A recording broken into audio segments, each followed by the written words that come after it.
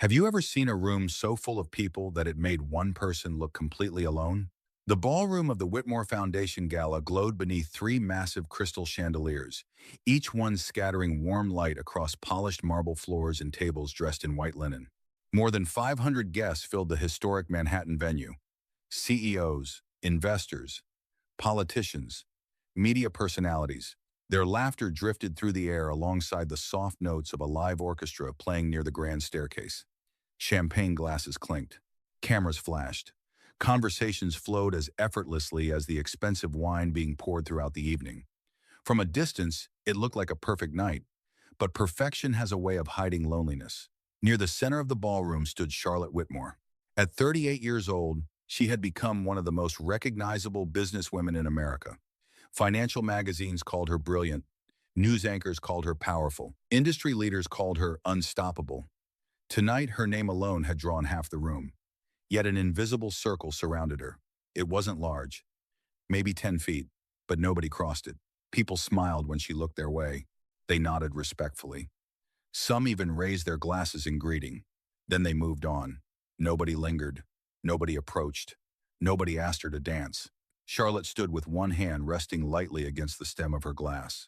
Her black evening gown was elegant without being flashy. Her posture was perfect, her expression calm. But every few minutes her eyes drifted toward the dance floor, then away again. The orchestra shifted into a slower melody. Couples began stepping onto the polished floor beneath the chandeliers. Husbands guided wives, partners exchanged smiles. Laughter mixed with music. Charlotte watched for only a second before lowering her gaze.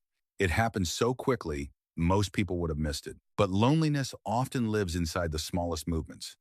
Across the room, Marcus Reed noticed. He wasn't supposed to be studying billionaires. He wasn't supposed to be analyzing the social dynamics of Manhattan's elite. Truthfully, Marcus wasn't even sure he belonged there. At 43 years old, he felt more comfortable fixing air conditioning systems than attending black tie events. The tailored suit he wore had been borrowed from a friend. The polished dress shoes still felt stiff on his feet. He checked his watch, then checked it again. Not because he was impatient, because tomorrow morning, his 10-year-old daughter Ava had a soccer game in Brooklyn, and he planned to be there before sunrise, no matter how late this event ended. Inside his jacket pocket sat a folded drawing she had made for him earlier that week. A stick figure father, a stick figure daughter, both smiling beneath a crooked yellow sun. Marcus touched the paper absent-mindedly and smiled. Then he looked back toward the ballroom. The orchestra swelled. The crowd applauded politely as another announcement ended. And once again, Charlotte Whitmore stood alone beneath the lights, while hundreds of people carefully avoided the one thing she seemed to want most. Not her money, not her influence, not her approval, just company. For a brief moment, Marcus found himself watching the empty space around her instead of the woman herself. And somehow, that empty space told him everything. Marcus should have looked away. Most people would have. In a room filled with powerful people, noticing loneliness was not usually part of the evening's agenda. Yet his eyes kept drifting back toward the woman, standing alone beneath the chandeliers.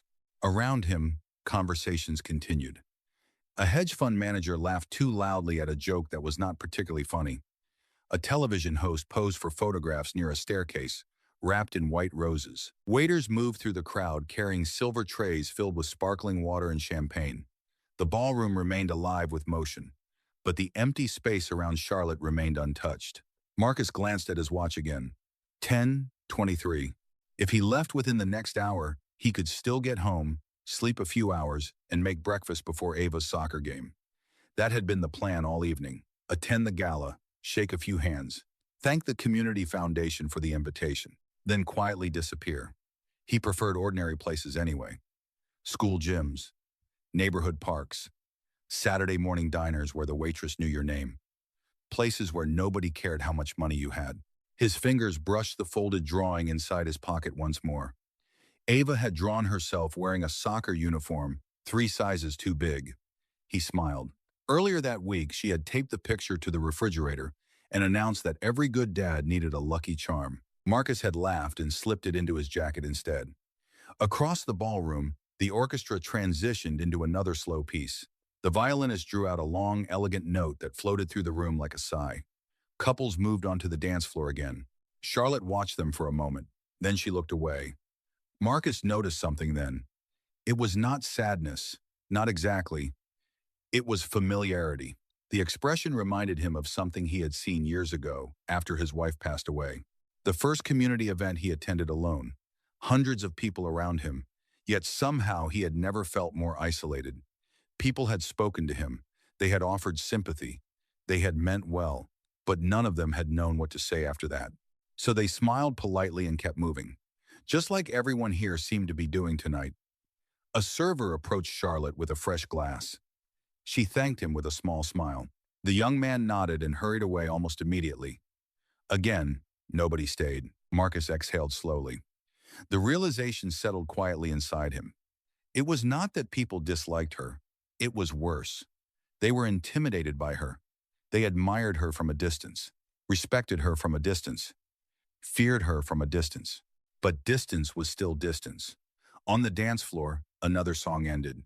Applause rippled across the ballroom. Charlotte remained where she was, composed and graceful beneath the warm glow of the chandeliers. Yet the empty circle around her seemed larger now. Marcus lowered his watch. The orchestra began tuning for the next piece. Somewhere deep inside the crowd, someone called Charlotte's name, but only long enough to wave before turning back to another conversation. She nodded politely and returned to silence. Marcus looked at the floor, then at the drawing in his pocket, then back at the woman standing alone beneath all that light. And for the first time that evening, he found himself wondering not who she was, but how exhausting it must be to spend every day surrounded by people who were too afraid to simply walk over and say hello. The next song began with the gentle sound of a piano, soft, unhurried, the kind of melody that seemed to slow the entire room by a heartbeat. Marcus stood still as guests drifted toward the dance floor. A few feet away, two executives were discussing stock prices. Near the stage, a television personality laughed into a camera. Everywhere he looked, people were busy being seen. Yet the woman at the center of it all remained strangely invisible. Charlotte set her untouched glass on a nearby table. For a moment, she simply watched the dancers. Her expression never changed, but Marcus noticed the way her shoulders relaxed when she thought nobody was looking. The way she seemed lighter when she was not performing the role everyone expected her to play. He had seen that before too. Parents carried different versions of themselves. Workers did. Widows did. Sometimes the strongest people spent entire days pretending they were not tired. Across the ballroom, a silver-haired businessman approached Charlotte. Marcus assumed the man was finally going to ask her to dance. Instead, the businessman shook her hand, spoke for less than 30 seconds, then pointed toward another group of investors waiting near the bar. Charlotte smiled politely. The man left. The smile disappeared almost immediately afterward. Marcus looked down. Something about that bothered him more than he expected. He thought about Ava again, about a conversation they had shared a few months earlier while volunteering at a community food drive. A shy, elderly woman had been sitting alone near the corner. Most people smiled at her as they passed. Nobody stopped. Ava had walked straight over and sat beside her. 20 minutes later, they were laughing together like old friends. When Marcus asked why she had done it, Ava had shrugged. Because she looked lonely, Daddy. The answer had seemed so simple. Children often made complicated things look simple. The orchestra continued. Couples rotated across the polished floor beneath the chandeliers. Their reflections moved across the marble like shadows floating through water. Charlotte remained alone. Marcus checked his watch one more time. Then he slipped it back beneath his sleeve. Something inside him settled. Not confidence, not courage, just clarity. He realized he did not actually care who Charlotte Whitmore was on magazine covers. He did not care about her net worth. He did not care how many companies she owned or how many reporters followed her around. At that moment, she looked less like a billionaire and more like someone standing outside her own party. Someone surrounded by admiration but starved for connection. A waiter passed carrying a tray of sparkling water. Marcus took a glass and set it down without drinking. His attention remained fixed on the empty space around Charlotte, the invisible wall everyone else seemed determined to respect. He exhaled slowly. Then he did something that would have sounded ridiculous if he had explained it out loud. He imagined what Ava would do. The answer arrived instantly. She would walk over. She would smile. She would treat Charlotte like a person instead of a headline. Marcus felt a small smile tug at the corner of his mouth. Sometimes wisdom arrived wearing soccer cleats and carrying a backpack. Before he could talk himself out of it, he straightened his jacket, stepped away from the table, and started walking toward the loneliest woman in the ballroom. Marcus crossed the ballroom at an unhurried pace, not because he was fearless, because turning around now would feel foolish. The polished floor reflected the glow of the chandeliers above him. Around him, conversations continued. A few guests barely noticed, others did. One woman lowered her champagne glass halfway to her lips and watched him pass. A man near the orchestra paused in the middle of a sentence. Something about his direction caught people's attention. Not immediately, gradually. Like the first drop of rain before a storm, Charlotte noticed him when he was still several feet away. Her expression remained composed, but her eyes narrowed slightly with curiosity. Marcus stopped at the edge of the invisible circle surrounding her. Up close, she looked different than she did in magazines. Less polished somehow. More human. The exhaustion around her eyes was subtle. The kind that came from carrying responsibility for too long. For a second, neither of them spoke. The orchestra continued playing softly in the background. Then Marcus offered a small smile. The same smile he used when introducing himself to parents at Ava's soccer games. Warm, respectful, ordinary. "Good evening," he said. Charlotte seemed almost surprised to hear a voice directed at her without an agenda attached to it. "Good evening," she replied. Marcus glanced briefly toward the dance floor, then back at her. "Would you like to dance?" The question landed softly. No grand gesture, no dramatic speech. Just 7 simple words. Yet something changed in the room. Nearby conversations stumbled. A laugh died, halfway through. Even people who could not hear the exact words seemed to sense that something unexpected had happened. Charlotte blinked once, then again. For a brief moment, she simply looked at him, as though trying to determine whether she had heard correctly. Most people approached her seeking introductions, investments, opportunities, influence. Nobody had asked her that question all night, perhaps all year. "You want to dance with me?" she asked quietly. Marcus shrugged. "You look like you might want to dance." The answer caught her off guard. He had not mentioned her reputation, her success, her foundation. Only the obvious thing standing right in front of him. Her expression softened almost imperceptibly. Around them, curiosity spread through the ballroom. Several guests were openly watching now. A famous investor standing near the stage folded his arms. A television reporter lowered her phone. Even members of the orchestra seemed slightly distracted. Charlotte glanced toward the crowded dance floor, then back at Marcus. Something unreadable flickered across her face. Not amusement, not disbelief. Something closer to relief, the kind people feel when they finally stop pretending. A faint smile touched the corner of her mouth. Small. Genuine. Different from the polished smile she had worn all evening. "Yes," she said. "I would." Marcus offered his hand. Nothing theatrical. Nothing rehearsed. Just an invitation. Charlotte accepted it. And as they stepped toward the dance floor together, an unusual hush began spreading through the ballroom. Not because a billionaire had entered the spotlight, not because people were witnessing a scandal, but because for the first time that evening, someone had walked past her wealth, past her status, past her reputation, and treated her like a woman who had simply been standing alone beside the music. For a few seconds, the ballroom seemed to forget how to breathe. Marcus and Charlotte stepped onto the dance floor as the orchestra continued its slow melody, but the energy in the room had shifted. Conversations faded into whispers. Heads turned. Curious eyes followed them from every corner of the gala. Marcus noticed some of it. Most of it, he ignored. His attention remained on the woman beside him. Charlotte carried herself with effortless grace, yet now that they stood closer, he could see the faint tension she had been hiding all evening. The pressure of being watched, the exhaustion of always being expected to perform. The music flowed around them like a quiet river. Marcus placed one hand respectfully at a comfortable distance and guided her into the rhythm. Nothing dramatic, nothing flashy, just a simple dance. The kind, ordinary people shared at weddings, anniversaries, and community gatherings. For the first few moments, neither of them spoke. The silence was not awkward. It felt strangely peaceful. Charlotte glanced around the room and noticed dozens of people staring. A faint smile crossed her face. "I think you may have started a small crisis," she said softly. Marcus chuckled. Then I apologized to the event planners. The smile on her face widened. It was small, but real. Not the polished smile she gave photographers. Not the careful smile she used in interviews. This one reached her eyes. "You do not seem nervous," she said. "Should I be?" Marcus asked.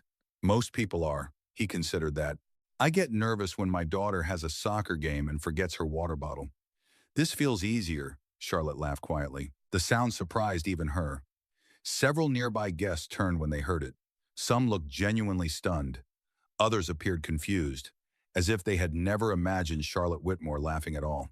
The orchestra shifted into the next movement. Their steps continued naturally. Marcus was not a professional dancer, but years of attending family celebrations and community events had taught him enough. More importantly, he was comfortable. And comfort had a way of making other people relax. Charlotte seemed to realize that. Her shoulders eased. The tension left her posture little by little. Around them, the ballroom remained unusually quiet. It was not complete silence. Glasses still clinked, waiters still moved between tables. But the room no longer felt focused on itself. Somehow the center of attention had become two people sharing an ordinary conversation. "You mentioned your daughter," Charlotte said after a moment. Marcus smiled immediately. "Ava, 10 years old. Future soccer superstar if you ask her." "And if you ask her coach?" Charlotte asked. "Future soccer superstar," Marcus replied. She laughed again. This time the sound came easier. For the first time all evening, she was no longer scanning the room. No longer watching investors or board members or reporters. She was simply present. The music continued beneath the chandeliers. The polished floor reflected the warm light above them. And as the dance carried them gently across the ballroom, something remarkable happened. The invisible circle that had surrounded Charlotte all night quietly disappeared. The dance continued, but somewhere along the way it stopped feeling like a performance and started feeling like a conversation. The orchestra played softly beneath the glow of the chandeliers, while Marcus and Charlotte moved through the crowd at an easy pace. Around them, the ballroom slowly returned to life. Conversations resumed. Glasses clinked again. Yet the atmosphere had changed. People were still watching, but now their curiosity felt quieter. Less judgment, more fascination.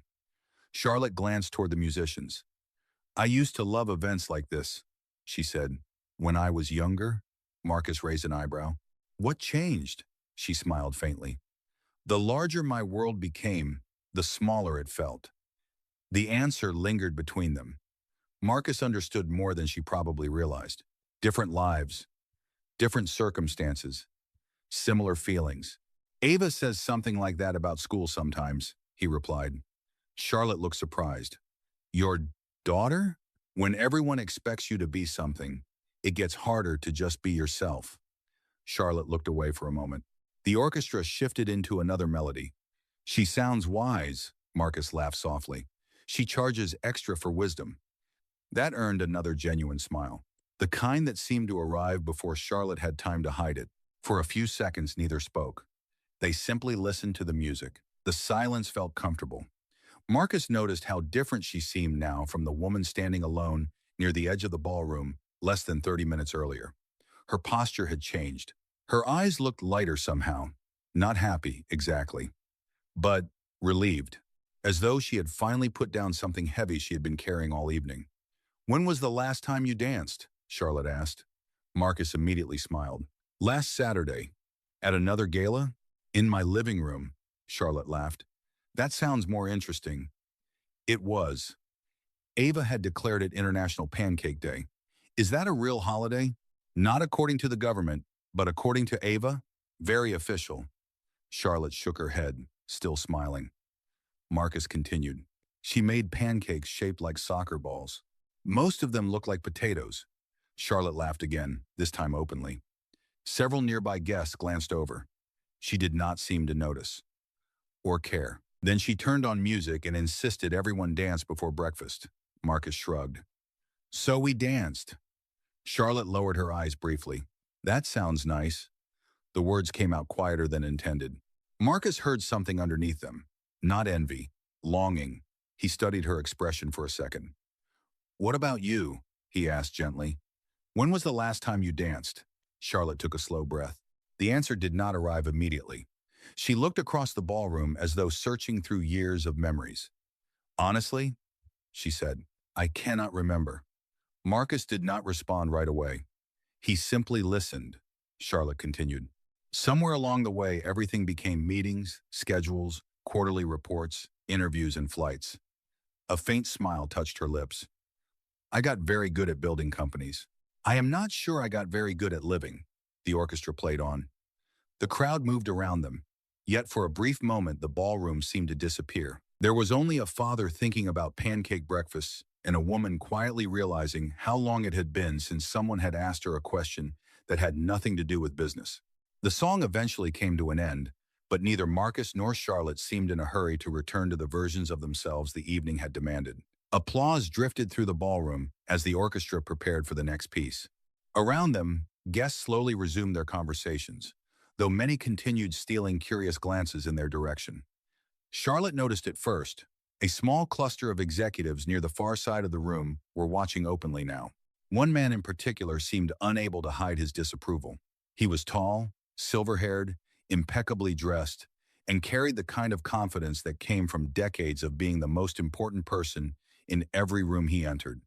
His name was Richard Holloway, the founder of a multinational investment firm, a major donor, someone accustomed to influence. He approached with a smile that never quite reached his eyes. Charlotte, he said warmly. There you are. Charlotte's expression shifted politely. Professional. Familiar. Good evening, Richard. Richard nodded before turning his attention toward Marcus. The pause lasted half a second too long, just enough to feel deliberate. And who might this be? Marcus extended his hand. Marcus Reed? Richard accepted the handshake lightly. Interesting. His gaze traveled briefly across Marcus's borrowed suit before returning to Charlotte. I do not believe we have met before, Marcus smiled. That makes two of us. Charlotte seemed to suppress a laugh. Richard did not. The guest list was quite selective this year, he said. Very competitive invitations. The implication hovered in the air. Subtle. Polished. Difficult to challenge directly. Marcus recognized the type immediately. Every city had people who spoke in sentences designed to sound harmless while delivering something else entirely. He simply nodded. Then I am grateful to be here. Richard appeared mildly disappointed by the response. He had expected defensiveness, perhaps embarrassment. Instead, he found calm. What line of work are you in, Marcus? I own a small heating and cooling company in Brooklyn. I see. Another pause. Well, that certainly explains your practical perspective. Charlotte's eyes narrowed slightly. Not because the words were openly rude, because she understood exactly what they were meant to communicate. Yet Marcus remained completely at ease. It probably does, he said. People get surprisingly grateful when their air conditioning starts working again in July. A few nearby guests chuckled. Even Charlotte smiled. Richard shifted his weight. The conversation was not unfolding the way he intended. Marcus was not trying to impress anyone. He was not competing. He was not seeking approval. There was nothing to push against. Richard glanced toward Charlotte. You always did have unusual instincts when choosing conversation partners. The comment hung in the air. This time the meaning was unmistakable. Several people nearby fell silent. Marcus felt the atmosphere tighten slightly around them. Charlotte looked ready to respond. But before she could speak, Marcus answered first. My daughter says the best conversations usually happen with people nobody expects. Richard blinked. Charlotte turned toward Marcus. The ballroom seemed quieter somehow. Marcus continued with the same calm tone. She is usually right about those things. For a moment, nobody said anything. Richard studied him carefully. Then, without warning, he gave a short laugh. Not because he agreed, because he had run out of ways to diminish a man who clearly measured success by an entirely different standard. And standing beneath the chandeliers, surrounded by wealth, influence, and reputation, Charlotte found herself realizing something unexpected. The richest person in the conversation had not been the billionaire. Richard eventually excused himself, drawn back toward a circle of donors and executives who seemed eager for his attention. The moment he disappeared into the crowd, the air around Marcus and Charlotte felt lighter again. Neither mentioned what had just happened. They did not need to. Some moments explained themselves. The orchestra began another song, slower this time, softer. The kind of melody that seemed to settle over the ballroom like warm evening light. Charlotte picked up a glass of sparkling water from a passing tray. She took a small sip and stared toward the dance floor. Couples continued moving beneath the chandeliers. Laughter drifted through the room. Yet her thoughts seemed somewhere else entirely, Marcus noticed. "You are thinking hard," he said. A faint smile appeared. "Occupational hazard. That sounds expensive." She laughed quietly. Then the smile faded into something more thoughtful. For several seconds she remained silent. Marcus waited. He had learned long ago that people often revealed their most honest thoughts after a pause, not before. Finally, Charlotte looked at him, really looked at him, not as a guest, not as a stranger, not as a businessman, just as a person. "Can I ask you something?" she said. "Of course." She hesitated. It was such a simple question, yet it seemed to carry more weight than any business negotiation she had handled all year. "Why were you not afraid of me?" Marcus blinked. The question caught him off guard. Around them, the gala continued as though nothing unusual had happened. But for Charlotte, the answer clearly mattered. "Afraid of you?" he repeated gently. She nodded. "Everyone is." There was no pride in the statement, no arrogance, only exhaustion. Investors, employees, reporters, even people who have known me for years. Her eyes drifted across the room.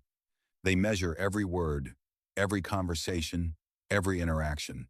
She gave a small shrug. "Sometimes I think they see the company before they see me." Marcus listened quietly. The orchestra played on. Somewhere nearby, silverware clinked softly against china. The ballroom glowed beneath the crystal lights overhead. Yet Charlotte seemed far away from all of it.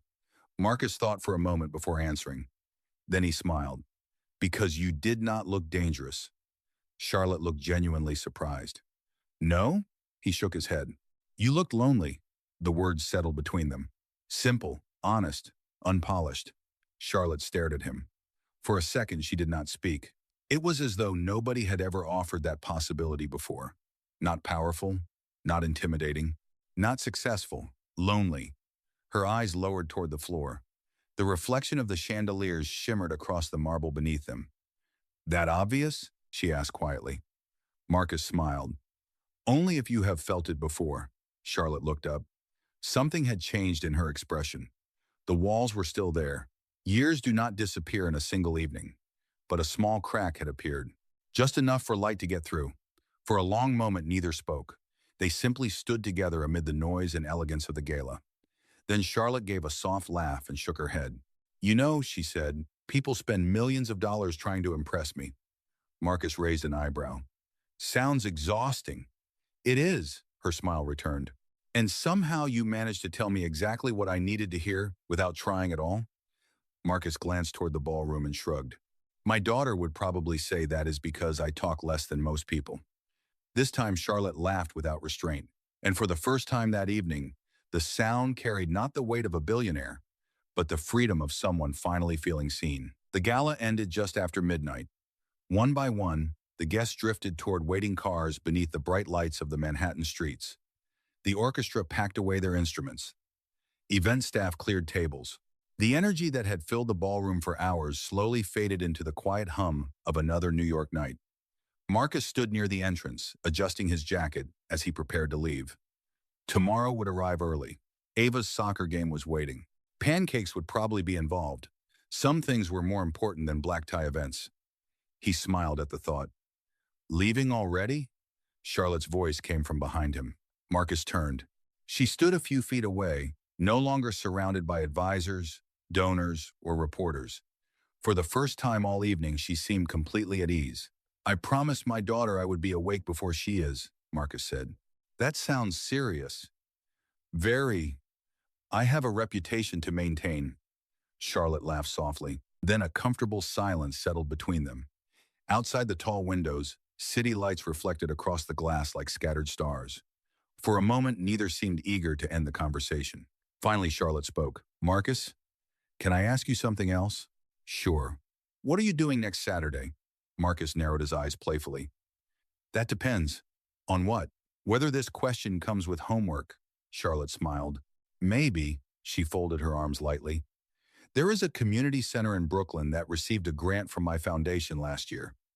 We funded the renovation, computers, classrooms, Sports equipment. Marcus nodded. He knew the place immediately. The Riverside Youth Center. Charlotte looked surprised. You know it? I volunteer there. This time it was her turn to blink. Of course you do. Marcus smiled. Ava and I help with weekend programs. Charlotte shook her head and laughed quietly. The coincidence felt almost too perfect. I am visiting next Saturday, she said. No press, no speeches, no cameras. Marcus raised an eyebrow. That sounds suspiciously unlike a billionaire. I know. Should I be worried? Probably. The smile lingered between them. Then Charlotte's expression softened. The truth is, I would like to see it the way the people there see it, not the way reports describe it. Marcus nodded slowly. He understood. Numbers could explain outcomes. They rarely explain people. Then you should come, he said. But fair warning. What? The children will not care how successful you are, Charlotte laughed. That might be exactly what I need. Outside, a car pulled up near the entrance. One of Charlotte's assistants waited discreetly by the door. Neither moved immediately. The moment felt strangely difficult to leave behind. Not because of romance, not because of destiny, because genuine connection had become so rare that both recognized its value. Charlotte extended her hand. Marcus shook it. Thank you, she said quietly. Marcus looked puzzled. For what? Charlotte glanced back toward the now empty ballroom. The chandeliers still glowed overhead, but the room no longer felt cold. For reminding me that being seen and being noticed are not the same thing, Marcus smiled. My daughter could have told you that for free. Charlotte laughed one final time. Then they stepped into the night and headed in different directions. One toward a quiet apartment where a little girl would soon be dreaming about soccer. The other toward a world of boardrooms and billion-dollar decisions. Yet somewhere between the chandeliers, the music, and a simple invitation to dance, both had carried something valuable home. Not admiration, not status, something rarer. The quiet reminder that kindness still had the power to change a room, and sometimes even a life.